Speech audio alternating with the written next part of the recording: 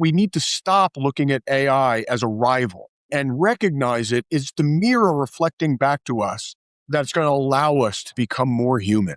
If we try to compete with the machines in the near future, we're going to lose because it's going to do everything we can do, with the exception it's going to do it about 1,000 times better. Welcome. I'm Harmony Slater, your host of the Finding Harmony podcast. Over the past 20 years, I've taught thousands of yoga teachers and students to explore the intersection between ancient wisdom and modern everyday life, using mind-body practices to heal, awaken, and manifest their dreams from the inside out. This podcast is a sanctuary for those feeling overwhelmed by life's challenges. Are you ready to jump in and discover how these challenges aren't actually in the way, but are the way to finding harmony? Let's invite the magic back in. What happens when outward success stops being enough and something deeper starts asking for your attention? Today's episode is so much fun. We are having a wide-ranging conversation with my co-host, Russell Case. And we are welcoming Pete Sacco, who is an incredibly interesting human being. And he has written this beautiful book called Living in Bliss: Achieve a Balanced Existence of Mind, Body, and Spirit. And this is the cutest, incredible little book. It's so sweet and so interesting. And it is his story of really being 358 pounds at the start of his journey, type 2 diabetes, and on death's doorstep, literally, to coming in 2025, bringing his weight down to 199 pounds, completely having his type 2 diabetes in remission, and really one of the happiest, most joyful and fulfilled humans that we've ever met. So in this conversation, we are exploring what it really looks like to integrate some deep spiritual insight into your everyday life, just as a regular, normal, everyday person, not someone who's been to Mysore or devoted 25 years to spiritual practices and, regulating their nervous system or meditating daily, but how these very, very powerful practices can impact someone immediately. And so Pete's book is all about his journey, which started not so long ago, and the phenomenal results that he has achieved and attained. His book not only looks at the physical principles of health and healing and how to live your best possible life physically, but also the spiritual steps he went through, the mindset shifts that he went through, as well as looking at your core values and what it means to bring your core values into everyday life. We are going to talk all about his journey, what brought him there, and what's next for him, as well as he has the most interesting job all about setting up data centers in the world of artificial intelligence. So we're going all over the place today, but in a very orderly, organized kind of way. And you're going to continue to hear this echo of themes that are coming up in the podcast this year, which is really about the face of frequency, how emotions can shape your health, your longevity, your vitality, even the way you look, and your feeling of youthfulness inside.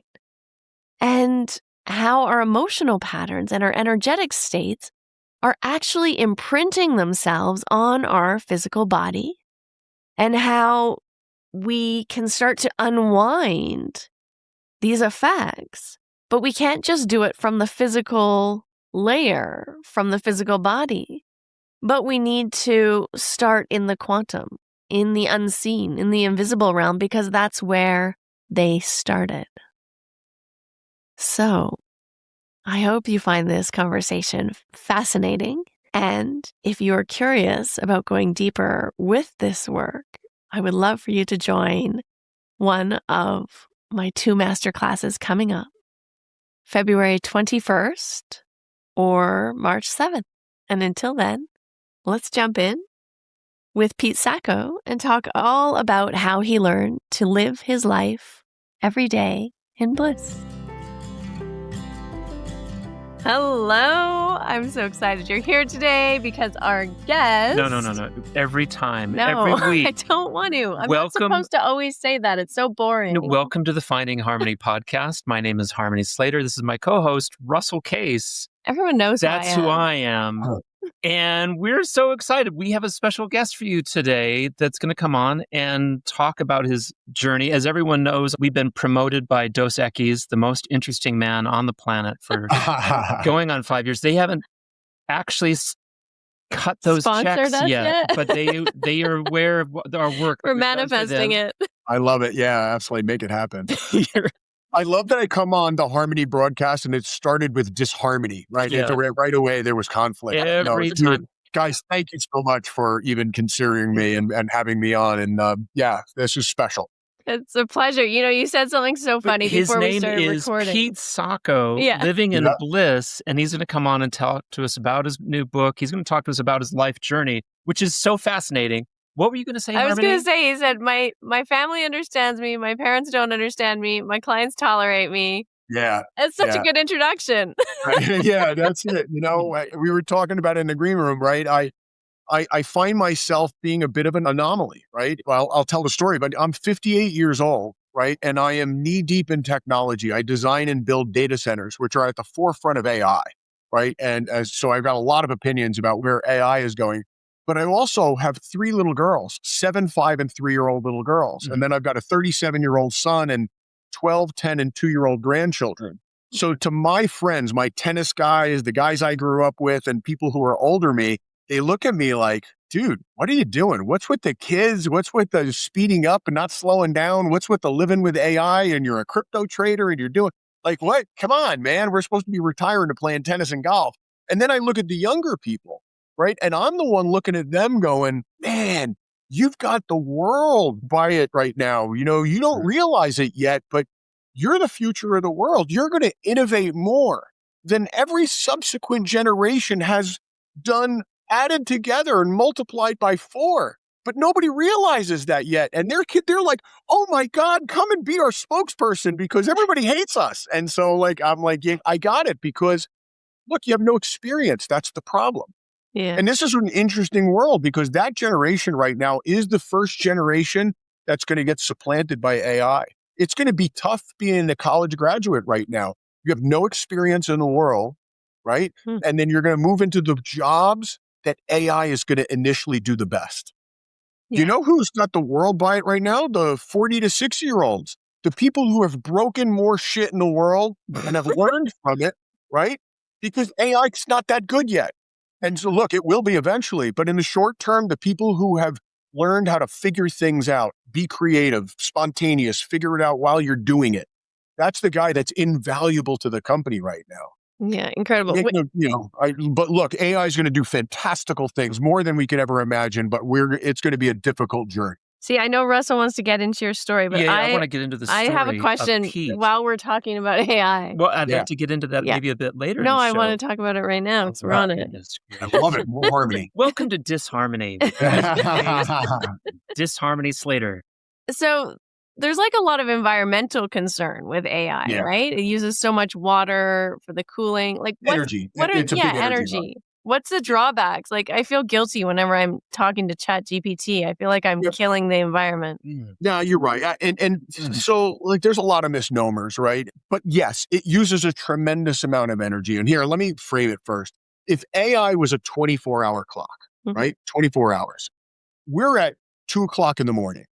We've got 22 hours left to go. By noon, we're not even going to recognize the world. Yeah. So let's set the framework as to, first of all, The average person has no idea what's coming, right? Because the change is going to be fast and furious. I like to frame it this way. If you go back 100 years from today, and we use that as a framework, just go back 100 years. Okay, we weren't alive, but this is what the world looked like at 100 years. And you're like, oh yeah, hell, that's vastly different than right now. Okay, now look 100 years forward, and what might that look like? And now make it 10 years from today. Yeah, exactly, right? It's and crazy. Then go 1,000 years in the future, and now you have an idea what 100 years might look like. And here's for me. So I'm going to give the good before the bad. Okay.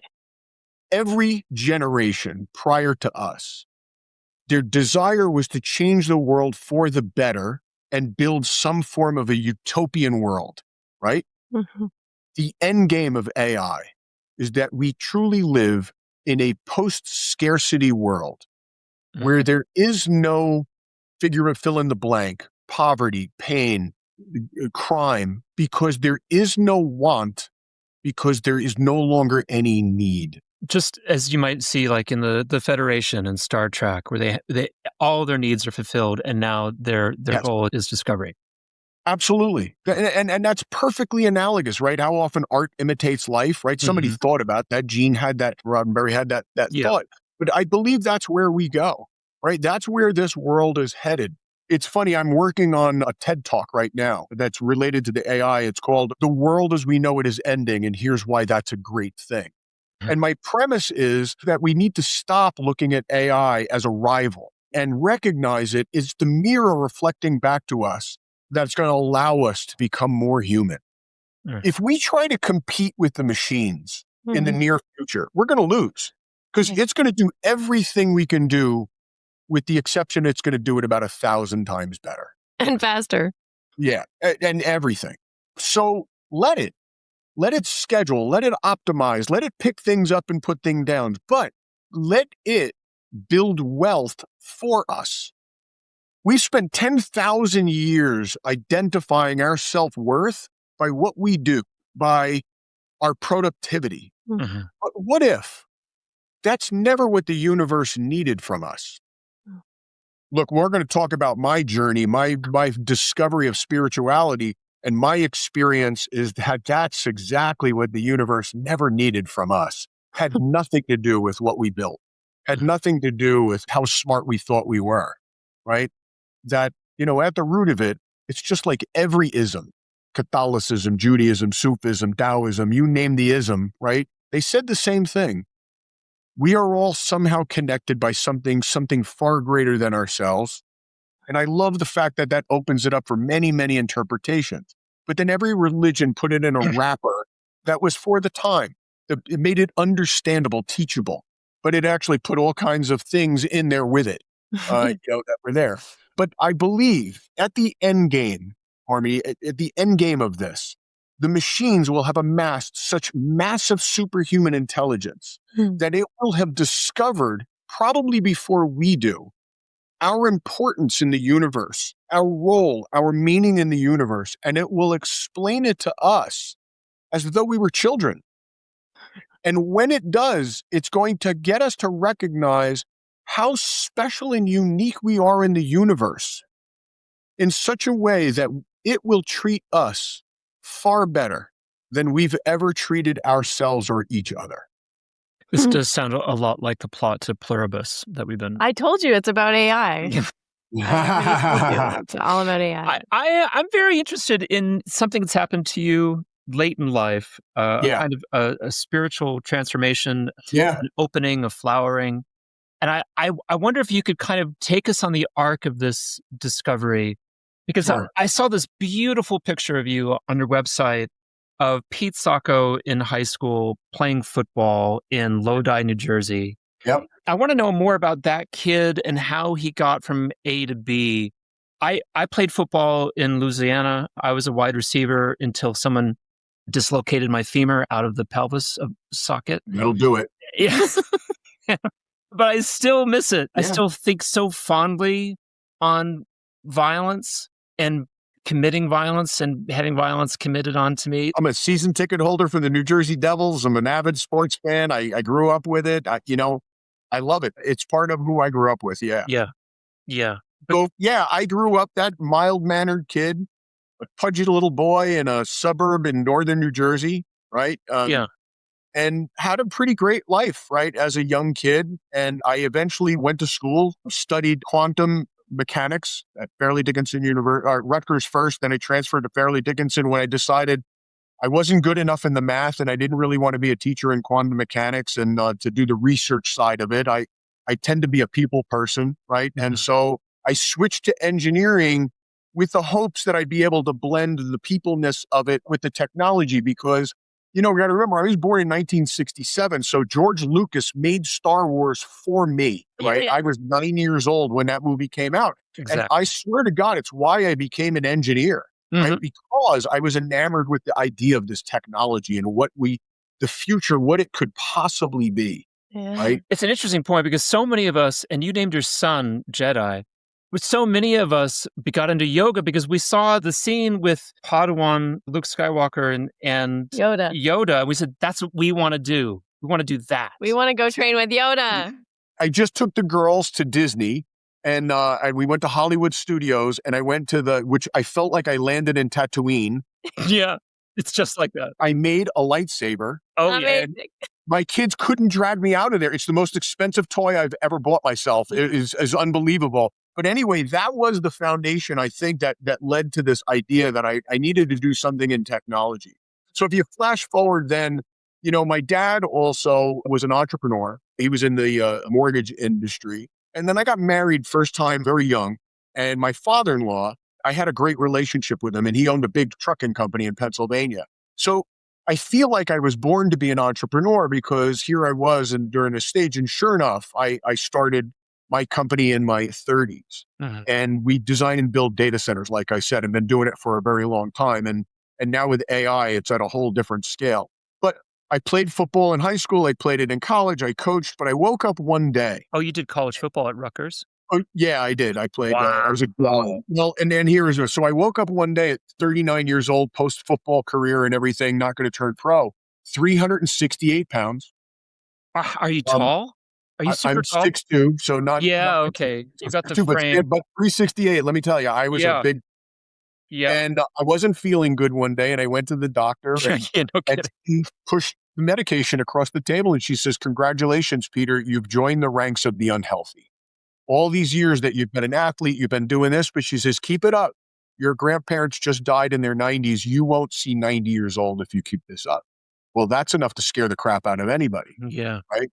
Today, I call it the pivotal moment that, my low, and unfortunately, we all seem to have a low that's our moment of transformation, right? I just think that's actually part of our nature, right? Why do anything when it doesn't need to be done, right? Here I needed to do something. And today I framed it as I really kind of built a framework without calling it at the time, but today I call it my commit, learn, and do framework. The first part of that was to commit that I needed to change in my life. And so I remember the day that I had told my ex-wife now that I needed to go on a business trip. But what I really did is I went down by my parents and I said that, look, I got to make some changes in my life. I says, number one, I got to get healthy because if I don't have my health, I can't do the rest of the other 6 things. But number two, I'm going to get a divorce because we're not good for one another. Now, we had never had children together. I had a son, but from a relationship prior to that, a woman I was never married to, and I was estranged from that son. So commitment number 3, I says, I'm going to build a relationship with that son, seek him out, and I'm going to do that. And number 4, how can I have this level of good things in my life, a certain amount of material success in business and things like that, but why am I so miserably unhappy? Why am I so unfulfilled? And I said, so I'm going to figure out what this idea of happiness is. And I also commit, by the way, I says, I'm going to get remarried. And no, I don't know her yet, Mom. And I'm going to have children with this person because by God, if they turn out to be miserable, at least you're going to be miserable in my own image, right? I will have something to do with their development, right? So that was the commitment. But then I learned, and it started with body, hence why the book is called Living in Bliss, Body, Mind, and Spirit, right? Because it's normally pronounced mind, body, and spirit, right? But body for me was the first part. It actually turns out the easiest part right? I like to say I cheated, right? I started going along and I first lost about 120 pounds over the course of a year just by following an Atkins-like diet, but it didn't stick. And then you gained weight again and then it did. And at some point though, I finally had weight loss surgery and it was the last thing that actually helped me get down to it. Today, I'm probably in the best shape of my life at 58 years old, about 190 pounds. I play tennis 4 or 5 times a week. I have all the energy in the world. I told you, I'm the unicorn. I'm the guy that man, dude, you got to take it down a notch now and again, right? And so I just I love it right now, life was. But the body is so resilient. The moment I was good to it, it was good to me back. Yeah. Right? And I've learned and I speak about so much about how to build weight resilience in yourself today, right? I mean, I was the person that I could eat nothing and still gain weight. But I can tell you, I've transformed my body. I've built a body that is resilient such that I could eat anything today and I won't gain weight. And part of that is step number 2, reframe the mind. And that's way harder than fixing the body. First of all, there's absolutely a mind-body connection. And it took 30 years of continual evolution. And in the book, I actually talking about the first feeling was like you throw a rubber ball in the air, right? That's what you aspire and you hit good things, but gravity's a bitch, right? And it comes crashing back down.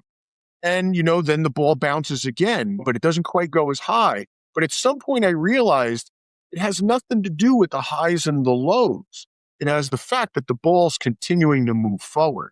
And then I say it's more like life is like being a cork on the ocean. You really have no control as to when you're high and when you're low. You just have to accept the fact that that's where I am at this moment in time. And if I forgive everything that I did and everybody else did at any given moment, and I give gratitude for where I am at any point in life, then you'll never be disappointed. You'll just be. And so that was the first time that I started to realize that I was the architect of everything good, but also everything bad in my life. And that if I start to just make changes to my life and actually learn everything there was to do about the things and changes I wanted to do, and then go out and do them, then I can actually create a different life. Can I just ask, so this is about 15 to 20 years ago, and I'm sorry to interrupt your flow. I'm just very curious about the mentorship that you were receiving. What were you reading and who is percolating these ideas for you? Yeah, that's great. So first it was that doctor. I'll never forget, somewhere along in the journey, I went through a bout of horrific anxiety. It was about the time that I wasn't fully divorced yet. I had met who now is my wife and the love of my life. And we were already planning. In fact, it's a little joke. She was actually the marketing coordinator in one of my companies. And I like to say that I married her to avoid the sexual harassment lawsuit. And then I gave her 3 kids just to make it stick. Yeah. And the reason why I told her about the anxiety, because I think this was the first time that I sat with a doctor. I knew that the anxiety was killing me. I wasn't sleeping. So I'm smart enough that I knew that I needed somebody other than myself that I could explain what was going on. I found and I researched that, I think I need cognitive behavioral therapy. CBT. So I found this guy, Dr. David Glazer, right here in New Jersey. He's retired now. But I sat down with him. And after a few sessions and everything, you do this, he goes, Pete, he told me the thing that resounded: do not make the events of your life, which you have no control over, your problems. Because that's what I was doing. I would think about all the things in the past and wish things that would change. And then I would think, remember, I'm an engineer, so I could calculate like a madman and I would predict exactly what was going to happen in the future from right now. But he's like, none of that has happened. The only place it's happened is in your mind. You're making problems out of your current situation and you're stressing over things that may or may not be. And let me tell you, that one little thought, though it would be a while before it would dare, but that one little epiphany moment was something that I realized that there's something at play. We are a mind-body self, and that mind-body self at that point has some sort of a programming in it. But I began to question whether that really was who I was. Was I just the full extent of the programming, or was there something more? So then the role models, it began a journey. I've always been a good learner. I call it one of my superpowers.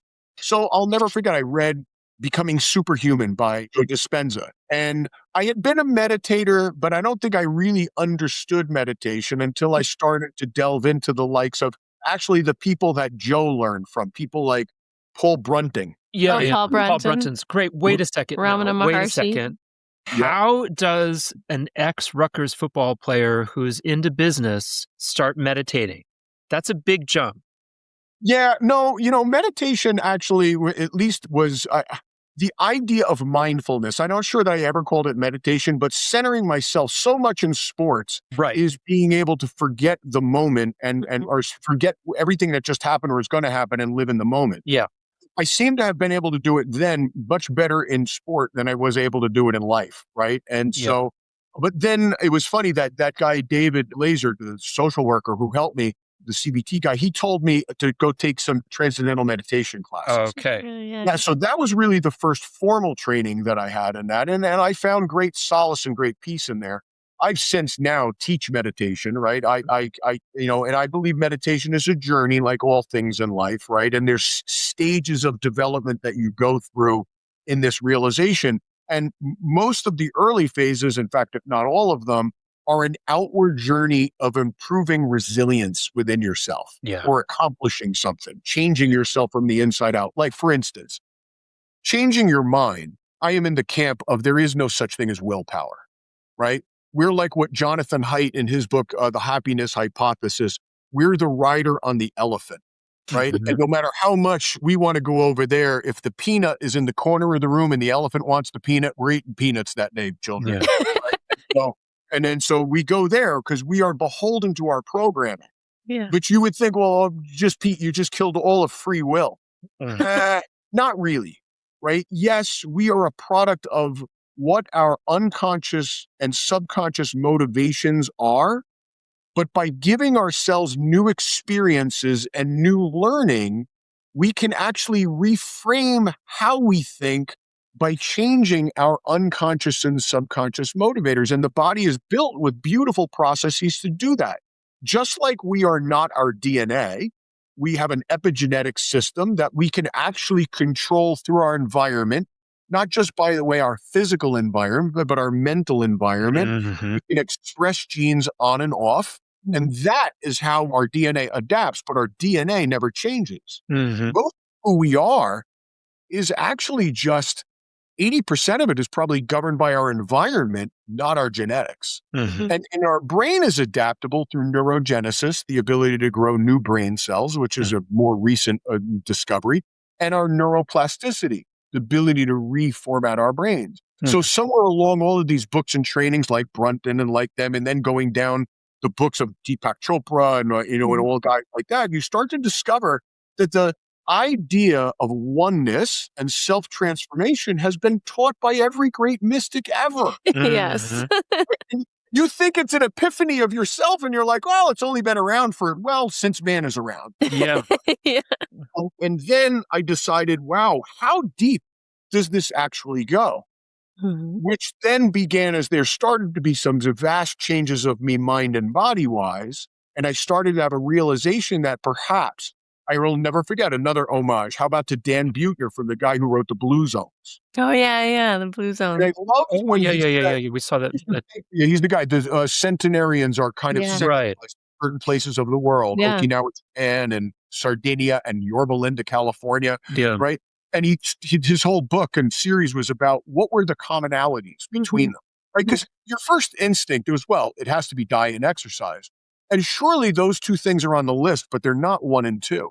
Yeah. Oddly enough, 1 and 2 were the idea that a belief and a faith in something far greater than ourselves exists. And I thought, holy crap, right? That idea that there's something far greater than our mind, body, self is what really has propelled mankind throughout our entire 4 million year evolution. Yeah. Harmony told me this mind-blowing thing the other day about the origin of Alcoholics Anonymous, which sounds so much like that sentence that you just said. do you remember what you told me? Oh, that the founder of AA, he actually also had, with the help of plant medicine, that's how he actually overcame his alcoholism. Yes. And then he went on to found AA. But it was based on like this surrendering to a higher power, which you saw and realized which through he that realized experience. through that with plant experience. medicine. Yeah. And again, to an homage, I actually wrote to him. There was a friend. I don't know if he wants it out there, so I won't say his name, but he was a myofascial manipulator. Mhm. And I was seeing him for back problems. And I noticed his whole work center was very a nod to First Nation and lots of spirituality and things. And so I'm like, dude, what's with all of the gongs and what's with all of the, the Yeah. stuff? And he's like, well, and he introduced me to this idea that, plant medicines. Have you ever done anything like that? And I'm like, dude, I was an athlete. No, we don't, Yeah. we don't do things like that. He goes, well, do me a favor. He goes, you're a pretty smart guy. He goes, I want you to watch How to Change Your Mind on Netflix. And they basically did a story on MDMA, psilocybin, mescaline, and ayahuasca. Mhm. And I watched it. And again, it was very science driven, which to an engineer, right? You want to get me to do anything, prove to me that there's something there. And so he invited me to a ceremony for the very first time. And it was MDMA and ketamine.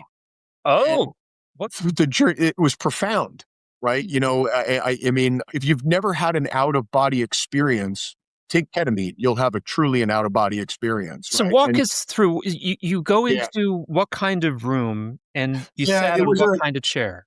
I was on the ground on a back jack up against a wall, and there was all kinds of people whom I didn't know. Uh-huh. And again, remember, I had been meditating for a long time at this point, but I had never had the spiritual awakening that people talked about. Mhm. I had never felt energy flow in and through my body, Mhm. right? So you still had that self-doubt whether that exists. But when you took these and you lose the inhibitions of mind and programming, I discovered firsthand in that first time, I had a conversation with my daughters in that realm Mhm. that was an advanced time. It was them as girls, but them as women who had already lived a life. Mhm. And I knew in a moment, I don't know how long it even was, but I knew in that moment, everything that they needed from me that I had delivered correctly and that I had delivered incorrectly. And it's funny, I want to tell very quickly what it was. My oldest daughter, she is highly emotional, lovely, and gifted, but she's going to be a tortured soul all her life because she wears her heart on her sleeve like I do, Mhm. right? And she's just constantly disappointed by the failings of herself and others, right? Mhm. So she's going to constantly be struggled. So she told me, she goes, Dad, thank you for being there. I needed you all my life to continue to build me up and support me and do all that things. And she goes, I never doubted for a moment that you were always there for me. So thank you. And I thought, Jesus, right? At first, that blew me away. And then all of a sudden, if that ended, my second daughter, Gigi, came to me and she's like, oh my God, Dad, I was scared of everything all my life. She goes, but with the day that you told me that, that I would never have to be scared because you learned how not to be scared so late in your life, but you would teach me that I didn't have to be scared from a little girl. Right? Mhm. And I thought, oh my God. But then Sunny came to me, Sienna, and she's like, I never really needed you, Dad. I did everything, but I'm so glad that you were there. I know that I'll love you forever and I'll know there, but I knew that girl's going to own the universe. Mhm. Right. And Yeah. this was my first experience. And I'll never forget leaving there. I was just transformed. And I had this distinct experience during the ketamine portion, where all of a sudden I'm resolving this in my head. I'm like, did that really just happen? Or did I just make this all up? Right. So was it just of mind or was it this? And I saw myself as the person I wished I could be and the person that I am. And then all of a sudden I had this out of body experiences and both of them persisted above me. And I was able to think both as the person, the flawed human being that I am, but as this person that I aspire to be. Mhm. I now can rationalize it that in this moment, perhaps for the first time, I was able to create new neural pathways to the person that I chose that I wanted to be. Mhm. And that began this inner transformation. I had this first mystical moment, this first spiritual moment late in life. It's so, yeah, actually, now that I think about it, it was actually 3 years ago because Sunny was there. She was just being born, right? Wow. And this child wasn't even born yet. And so there I was. Since that time, now I became, oh my God, if this is possible, bring it on, right? Bring on the ayahuasca, bring on the mescaline, bring on right? And then you began to maybe perhaps even overdo it, right? And what I started to be confronted with was my own fears and self-doubt and ego, and I would confront it, and I would have these visions and these experiences and these things that I never lived through. What I've come to realize that today is that, or come to believe, is that we are a compilation of our entire human history gets programmed into our brain. And if you do these medicines, you can begin to unravel all the suffering and all the good things that you, from the day that your prefrontal cortex is created from 0 to 25, all the way through the ancient parts of brain. And when I started to really just continue to unravel, I came to the conclusion that in the origins of species, we were either the killer or the one being killed.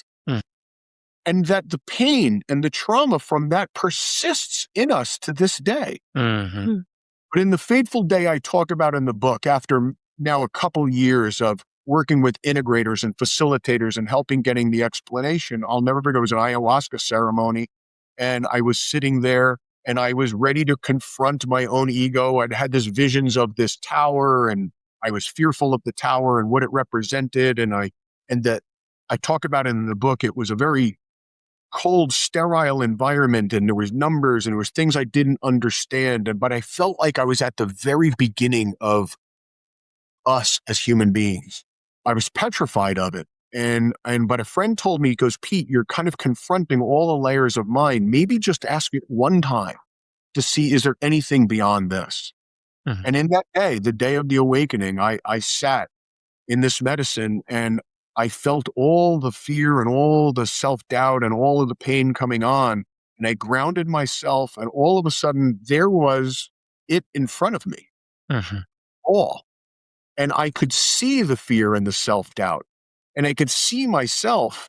And it was in that moment that I looked at it and I'm like, whoa, if that's me, then what's this? And I sat and I felt what this felt like, and I let it be.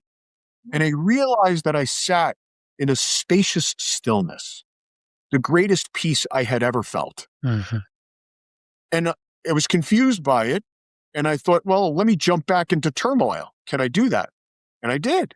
And I was able to, and I could feel it viscerally in the moment, in the present. I felt all the fear and the doubts and all of the pain coming in. And I'm like, okay, we had enough of that again. And I out. And I realized that thing that I was likely in was consciousness itself. I believe today that we're like a radio dial, that consciousness, for me, is non-local. Consciousness is the information field that binds us. We're like avatars, and we are consciousness observing consciousness. If we allow ourselves to be beyond the narrow set of frequencies that is us in this illusory form that we call time and space that we've created for ourselves, we can actually become timeless. And we could sit in a space if we allow ourselves to lose personal identity. And it's the most peaceful place you could ever find. And today, I don't always need plant medicines to find that space, but it's difficult. But it's also joyous because I know it's there. And so that changed a lot because you realize all of the things that we consider to be problems are just problems that we're creating. And so it allowed me to realize for the first time, experience that there's something far greater than ourselves. It's really dramatic to hear these profound mystic realizations coming from you, Pete. I think for, say, pop culture, what you're used to is like your psychotherapists spouting this kind of mystic realization, like that kind of guy. Your Yeah. guru. Your guru follower, Yeah. you're the guy that studied psychology at Harvard. And that guy is the archetype that you normally see with these kinds of realizations. But today, Harmony and I we're talking to a lot of guys who are in their middle-aged dudes, bros, who have, I don't know, maybe listened to Joe Rogan talk about DMT on his podcast. Yeah. And are in the middle of the paradigm that is, as Tom Wolfe called, the masters of the universe. Yeah. And they're now having these kinds of profundities happen to them, while at the same time driving the technology that is moving our society in the direction that it is. Yeah. And it's mind-boggling to me, as one of those dorks who was an artist and a yoga student, and to see it come around now, and to see someone like you wearing that vest saying those kinds of things, right, is wild to hear. Well, I told you, unicorn. Unicorn. Yeah. I do feel like it, because, when I tell this to my 50 and 60-year-old friends, again, that's one of the things they're like, dude, you are out there. Yeah. Yeah. And Yeah. so, you're at the cutting edge. But I wish I could wrap it up and I could give it to everybody that I love, and even everybody that I don't love, to be able to know that you can find a place of spacious stillness in your life. And what you'll discover is that you don't have to find it. You don't have to create it. It's already there. You have to surrender to allow it to happen. Yeah, that's the key. That's the key. It's never not here. Yeah. Just our mind gets busy and we're not paying attention. But anytime we want. You know what the beauty for me is? So when I wrote the book, a really good piece of criticism that I took to heart was that, Pete, okay, it's a good story. And I get a lot of that feedback. Look, it's interesting that it's coming from you. You had a moment of enlightenment, right? I didn't wake up and I suddenly had white hair and flowing robes, though I think white hair would be pretty cool. It's coming. It's coming. The criticism was that, Pete, it's 100% conjecture and experiential. You've got no proof. You're making claims that consciousness is non-local. Yeah. And you're making claims that this is approachable, and so there's a lot of things that you're putting out as fact, but you're not actually saying that this is my opinion of the fact, experiential. And I took that hard because I realized, I wrote it very personally. I tell everybody, look, I wrote the book cathartically. It was really to get it down on paper for me, right? However, recently, there's a whole bunch of people that are actually doing the science behind this now, that are actually finding that even if you're in the world of small particle physics, I'm here in New Jersey, house of Princeton University, big customer of mine, so big affinity to Princeton University. But there's a professor there who's studying right now something called positive geometries, right? Believe me, I'm not going to go off the rails on it because I barely get the math itself. But positive geometries is something akin to this. He started looking at the patterns that interactions of small particles, right? Not atoms, but not quarks, but not leptons, this really small stuff. And he started looking at the math to be able to predict these scattered patterns. And the math is hairy. And I guess maybe the moment was that, things that are profoundly true, there seems to be an elegance to them. And this was anything but elegant. So he says, well, maybe there's a different way to frame it. And I don't know how the human brain actually does this, but he had the idea that if I was to hold this object up in space and I was to put a light source here, it would project a shadow. But in mathematics world, we can actually take the shadow, and if we know certain things about the shadow, we can actually back calculate what actually was there that was projecting the shadow. So he said, I wonder if we could say and presume that there's something in a different plane of existence that would actually create the mathematical model with a fair degree of precision. Mm-hmm. It turns out that math model can actually be done in about a half a page. It's elegant. Mm-hmm. It actually shows for the first time, he's beginning to show that he can recreate most of the physics of the known universe by extrapolating from another source. Now that's profound, because that actually means that time and space is actually emergent from some other source. 100%. I like to call that other source consciousness. Yeah. So I want to bring this physicist to your attention. Do you know Maria Strome? No. Okay, so she has a theory that, like you said, needs to now be proved. Yeah. But the theory stems from the problem of consciousness being something that's created by a higher level being, like that model. And then so whence does it come? Like you can't find it in the human brain. So, and then the brain dies and then it's gone. Consciousness is gone. Like where did it go? So she has a different kind of notion of the elemental state of the universe as consciousness. Consciousness is the matrix from which all things arise. All right, so you're going to want to make this guy down. Start looking into a guy named Donald Hoffman. So Donald Hoffman is actually a psychologist, well-studied. I think he's at UC Irvine, if I'm not mistaken. Donald, if I'm wrong, I apologize. Cognitive psychologist, yeah. But he is doing math using Markov charts, Markov modeling, to show that we are a collection of experiences, and we can create most of life by building these Markov charts and combining them together. So by vast amounts of experience and we can actually recreate most of life as we know it, which again is interesting because it is basically creating the same thing as the Princeton professor in showing that there's a mathematical basis to show that we are creating the illusion of the nature of the universe because it's explainable to us in a way that's organized well enough for us to understand. But it is likely not the actual nature of reality. The 2019 book, The Case Against Reality. Yeah, there you go. Yeah.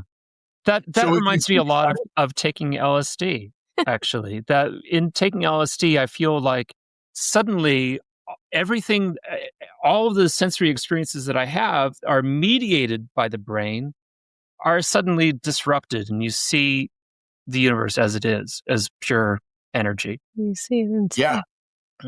There's so much that I believe going back to where we started, I believe the AI is going to allow us to learn at a far greater clip than what we do. Mm-hmm. You know, I know in my life, I'm using AI for anything, and it is doing everything but not allowing me to learn. I mean, I love when people say, well, it's going to take away our ability to memorize, our ability to reason. Really? I'm such a better writer, such a better person, such a better everything, because the amount of the things I can do, learn, imbibe, ingest, research is so much richer, faster, easier than it ever was before. Mm-hmm. We are going to become superhuman so quickly. Mm-hmm. It is going to boggle the mind. Mm-hmm. Forget about the fact that we're going to be the first generation that just doesn't outlive our parents and grandparents a little bit. I'm talking a lot, right? My 3-year-old, if nothing happens in healthcare, right, due to AI, my 3-year-old will live in a world that the average age will be 100 years old. And that's if nothing happens. And what's the chance of that? I mean, I've made substantial changes in my life. I'm doing it so that I don't watch them get older. Mm-hmm. I want to watch them become old. Mm-hmm. You know, in my book, I tell, in fact, at the end of the book, I tell that same day that I had the awakening, and not only did I have that awakening moment of viewing what I said is consciousness itself, but that I also had my quantum mechanics as I was coming out of the medicine kicked in, and I had this nature of this idea of non-local consciousness and that we were energy beings, and it's the stuff of the second book. But as I was really coming out, I had a distinct vision. Mm. And in that vision, there was an old man and he was sitting in a chair, and he wasn't old. He was old, right? And he was just sitting and I looked around and he was sitting in his study. And he looked up and he looked at me, and I felt a reverence like I had never felt before. And I thought it was God, right? And so what do you do if you confront God in his den, in his chair? You kneel to him, right? Because that's what you do. And so I bowed to him, I kneeled down, and our eyes locked. And I realized in that moment, I could feel everything that he could feel. And then I kind of primally knew that he could feel everything that I could feel. And I realized in that moment, he was dying. This was his last moments that he was spending on earth, and he was choosing to spend it with me. And as I had that realization, I looked around and I realized that there was people around him, and there was his children and his children's children and his children's children's children. And I thought, oh my God, he's really old. And they weren't looking at him with sadness. They were looking at it with the same reverence that I did, because he had set out to live a life of selflessness and altruism and pass on what little wisdom that he was able to do and pass it on. And he was dying knowing that what he believed was going to be carried on by his people, and it would be carried on. And you know where this is going. In that moment, I realized as he died, I was the old man. Yeah. And I watched myself die. And I remember when I came out and I finally had this reason, I had tears flowing down my face, and I had my book sitting next to me, and I could show you the notes, the scribbled down, and I did it. And then the next day in AI, I asked it to produce the picture. Oh. Yeah. And that's the picture. Yeah. And I thought, oh my God.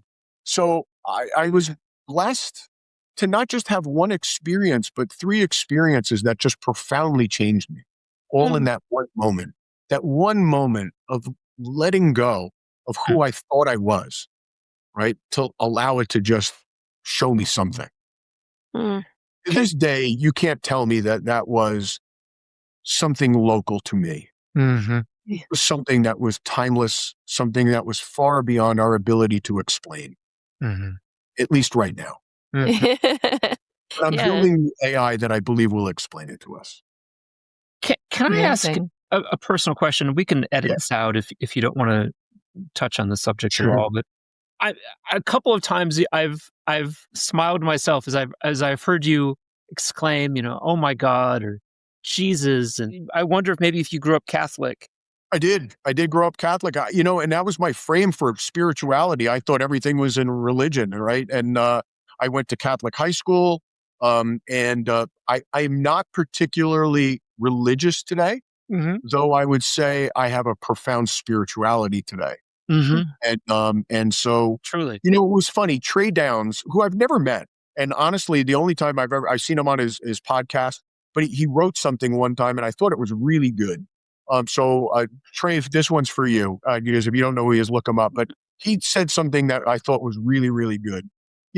When I was playing football, I studied the martial arts for years, and he was describing how training for spirituality as to what we're trying to attain is much like training to fight. When you train to fight, you spar, but it's controlled. I hit you, you hit me, I learn how to block, you learn how to block, I learn how to counter-strike, you learn how to counter-strike, and it's controlled. And we do that so when the gloves come off, we respond to defend ourselves. Well, why we practice this, why we practice the idea of spirituality is much the same. We do it in a controlled environment. It's easy to meditate and be calm in a controlled environment. We do it, and we do these things, and we train our mind and body self so that in the moments when we really need it, we have it at our disposal. In those moments that when you're sitting in utter chaos, you realize that you're the architect of that chaos. And you can be the architect of the unchaos. We realize it in those moments that, when you're being critical of somebody or something, that what we're really doing is just being critical of the thing in others that we find most repulsive in ourselves. 100%. Yeah. We do the training so that in those moments when we say that we love you or I love you, can we truly love somebody or something without that love having to be returned to us? Because whoever made requiting love a requirement for truly loving somebody, right? And his fourth one was that in those moments when we see that heroin addict swaying on the street, can we realize that's just one more component of us, of ourselves, that we're one decision, one observation away from being that person. And then when we truly confront our enemies, can we at least confront them with compassion? And so what I learned in my training, why I persist and why I did do this, is to build some sort of resiliency. And I don't want to engineer my children through all of this. I realize the best I can do is to make me the best possible me I can be. And I'm not going to be perfect at it, and it's going to be messy and it's going to be ugly. But you know what? Maybe, just maybe, I can elevate them too, such that they can realize the people who they could possibly become. And so that's all I really want to do, is to see who I can elevate alongside of me.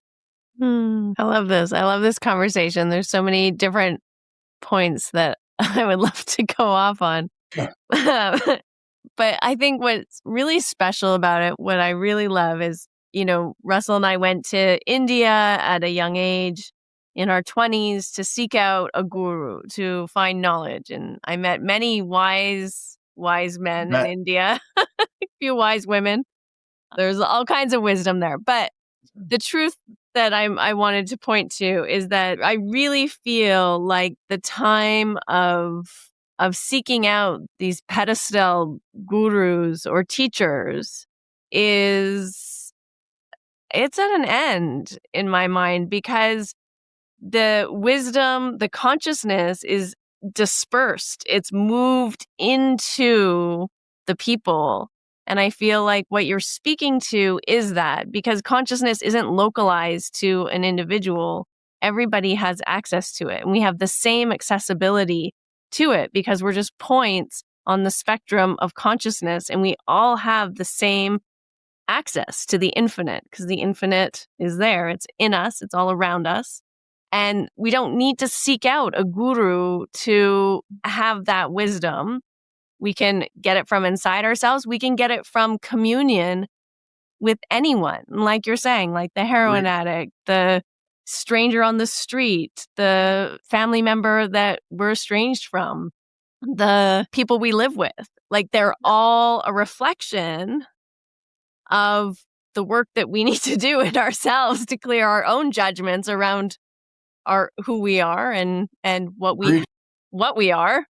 And that spirituality is really about coming home into this state of remembering. And I love that you said that you're at the beginning of our conversation, like you're in this process of remembering who you are. And I feel like that is actually the great call that is upon us right now. You know, the beauty of the world right now, I believe there's more people who are pursuing that idea of an awakening to something greater than ourselves and an enlightenment than ever before in human history. Agreed. It's becoming more prevalent. Because if you think about it, in the days of the ancient mystics, the Buddhists, the Jesus, when you had these kind of thoughts and you taught them from the pedestal, they killed you for it.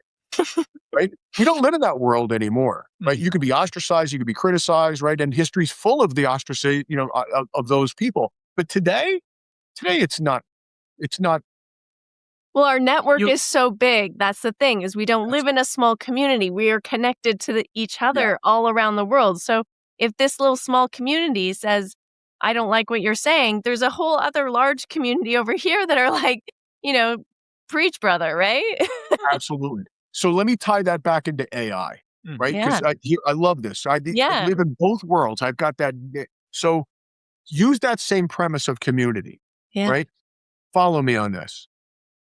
Would you agree that throughout history, the people who were at that cutting edge were a very small people, and the people who just wanted to burn it all down was a very small people, and then everybody else was a big bell curve of somewhere on the journey? Yeah. I would actually argue, as humankind has evolved, right, the base of the people who today are the true risk takers, innovators, creators, thinkers, right? I'm going to argue that whatever that percentage of the population is, it's bigger than it was in the past. And I'm going to say that that's bigger than the percentage of the people in the universe, in the world, that want to burn it all the fuck down. Am I allowed to say that? You are. Yeah. Let's hope so. Yep. And here's my analogy for AI. Yeah. Since there's more good in the world than bad in the world, when we create AI for bad, it's inevitably going to happen. I'm going to argue that the AI for good is going to overwhelm it. Because there's no way humans are going to defeat bad AI.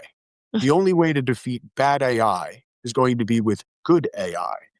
And since there's a greater percentage of people who want to live selflessly and altruistically than there are people who want to burn it down, that gives me great hope for humanity. Because in the age of AI, we're going to grow faster in the number of people who seek enlightenment and who seek salvation through being more human. Yeah. The machines don't have a pulse. They will never sit with a friend in grief. They'll never cry at the birth of a child. They'll never sit in awe at a sunset. They will do everything mechanical that we can't do, but they'll never be human. That's our job. Yeah. And it is giving us the opportunity to find that spirituality, because it's going to teach us we were never meant to do. Yeah. You know, it does remind me of something that George Carlin said, that maybe the true purpose of humans on Earth was to make Earth plus plastic. And we had Earth before, now we have Earth plus plastic. And it's, Earth plus plastic. That's right. Did you say that wasn't our purpose? That's our sole purpose, by God. So just to set that joke up for the context of what I'm about to say is joking slightly, that Harmony and I were arguing about the anxiety around AI and its demonic purpose that could cause the extinction of humanity. And I said to her, "It's like, well, I'm Team Earth. I'm not Team Humans. I'm Team Earth. This is our planet, and 99.9% of the species that have been on this planet are extinct. I'm Team those populations too. Yep. Human beings become extinct by AI, and it becomes a kind of Borg model, or it becomes the Beta Prime by the Harkonnens. This is the last time in human history that we are 100% biological entities. Inside 2 decades, we'll have nanobots crawling through our body, keeping us. It was Yuval Harari who wrote the book Homo Deus, who said that man has spent the last millennia trying not to die by disease, famine, and war, and we will spend the next millennia living as gods and living forever. Methuselahs. Yeah. Just to say that, that's fine by me. I'm Team Earth, and if this is how it's going to turn out, then great. It's just, it would be great to see 1,000 years from now. And if consciousness is the foundation of all quanta and the whole universe at a macro scale, then we are going to see it. And we just can continuously see, and the seer continuously observes itself. Yes. Yes. I mean, that's a very right out of the quantum books. And it's funny, it's where I find myself gravitating back to, when you take a look at phenomena like quantum entanglement and quantum erasure. Right? And just today I was talking to a biologist friend, and we were just marveling over that in the biologic process, when we create a human being, the cell divides about 264 times, right? Stem cells, and in the 265th time, everywhere in life, the cell begins to differentiate.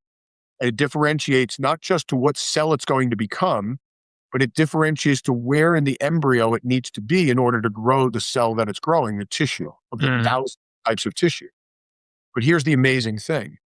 Nowhere in human DNA, in the human body, is the instructions for what the cell becomes or where the cell goes. So where does that come from? Innate intelligence. It comes from something that we haven't discovered yet, but in the age of AI, we will. Wow. Well, that's a mic dropping moment. And I'm feeling more positive about AI after talking to you. One last story. Can I tell one last story? Yeah, please. So this was just happened the other day. This was my 7-year-old daughter. We're sitting at breakfast, and she was having an issue with a little girl at school. Girls are tough, man, on each other. But my wife was giving her some sage advice, right? And she was like, look, I know you call each other friends, but you know what? We're imperfect. And sometimes friends build each other up and sometimes friends tear each other down. But at some point in your life, sweetie, you're going to have to make the decision as to when she is crossed over to no longer being a friend. But you'll have to make that decision. And that's going to happen many times in your life. Yeah. And I thought, you know what? As I'm sitting there sipping my coffee, I thought, you know what? Good for her. That was beautiful. And my daughter goes, yeah, Ma, I don't find her very zen. That made Daddy put his coffee down.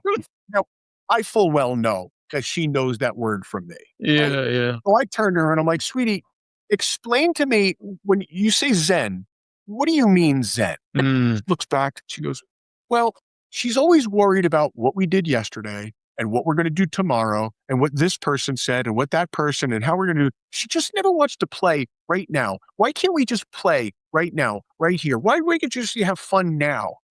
And I thought, yeah, you're talking about living in presence. Yeah. So again, I know you heard that from me. Yeah. But why is it so important that we live in the present moment?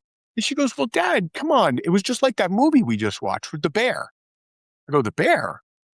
And I realized we had just watched Kung Fu Panda. Yeah. And she goes, it's like what that old guy said. I go, yeah, Master Ube, what did he say? And she kind of got it out. She goes, the past is history, the future is a mystery, and today is a gift, and that's why we call it the present. The present. I had a tear in my eye. And I go, baby, I want you to know that I'm so proud of you right now. Because if I was to go to school and I was to ask every student, hell, every parent, every teacher, what does it mean to be Zen? And what is the power of living in the present moment? Nobody could give me an answer as beautiful as that. And she looks, she says, Dad, I don't even know what I'm talking about. And I go, and here's the point of the story. I go, I get it, babe. I get it. Your little 7-year-old brain can't quite intellectualize what the beauty of what you're saying is right now. It's special to me. Your heart knows it's right. And I turned to my wife with a tear in my eye. And she's like, you're living your best life right now, right? Yeah. I go, you're not kidding. Because, babe, here's the point. This is who we're handing the world to. She's 7 years old. Yeah. I was 40 before I even had a sense that this was even possible. And here she is at 7, and she can't intellectualize it, but she knows in her heart that this is the way of the world. That's why I say to all the young people out there, man, stick to it. We lived to work. They are working to live. And they're right. It's interesting. I feel like with the rise of AI, as we've spoke about, it does. I mean, for me, I feel like the positive side of it is that it is going to absolutely move us out of our heads into our hearts, because 100%. it has the head beat, right? Like we can't beat it in the mind. It is the mind. It's like, and it's going to spread like wildfire, because right now we're here even talking because you guys are building your brand. I'm building my personal brand as this, entrepreneur, technologist, modern day mystic. And 5 years ago, unless you or I had this giant social media following, this would never be found. But today the algorithms are made that somebody who puts in there, show me a person who's transformed, who's older than 50 years old, and they're going to find this talk right now, and that's going to resonate with them. And that's never happened before in human history. Yeah. Wow. Right? And that's why we're doing this. Because we're spreading this quickly throughout the world, that it's okay to think different. It's okay to question all paradigms. It's okay to realize that you are not your mind, body, self, that you're actually something far greater. And it's within your grasp, not to behold, but to remember that's always been the case. And so that's the beauty. I love realizing that there's nothing to find. It's only to remember. Love that. Pete has written a book called Living in Bliss. lead with purpose and Bliss. inspire transformation. How can people find your book, sir? So thank you. It's on PeteSacco.com, PeteSacco.com.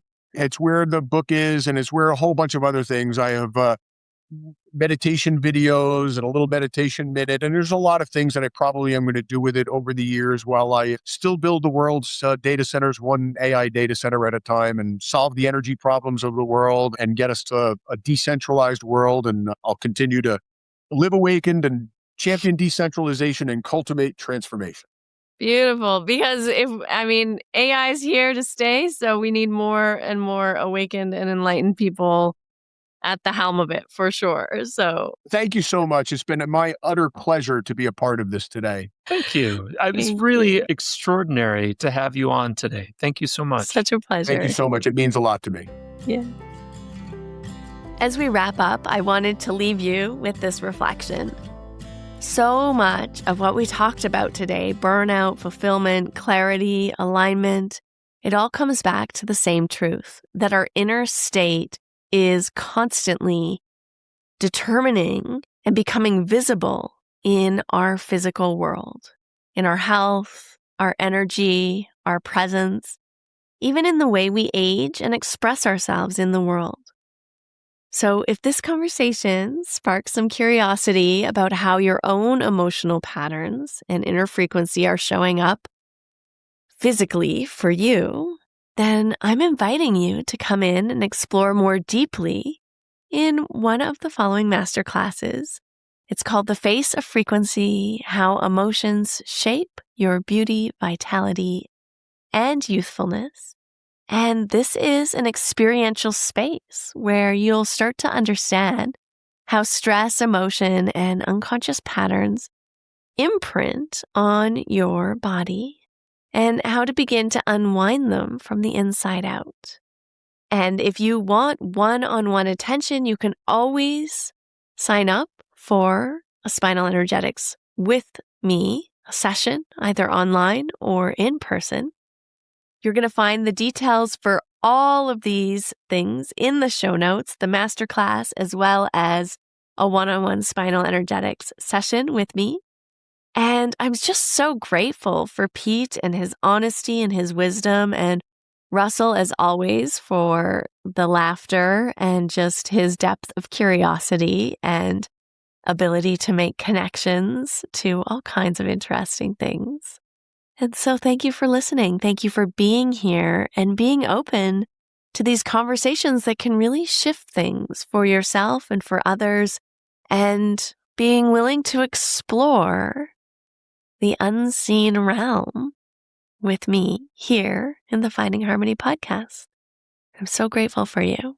And until next time, continue to tune in to your intuition, feel your energy as frequency, and just notice how all of these vibrations start to affect you on a more subtle level.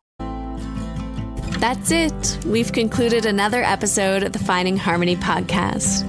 I just want to thank you so much for doing the work that changes the world, starting with yourself. It truly does make a huge difference. Please make sure you have your automatic downloads turned on wherever you listen so you don't miss any of the upcoming episodes. I have so much more magic I can't wait to share with you. Lastly, if you're on Instagram, I love connecting and hearing from you. So come on over and say hello at Finding Harmony Podcast. And you can also come say hello to me personally at Harmony Slater Official. Thank you again for being here. I cannot wait to share more with you in our next episode.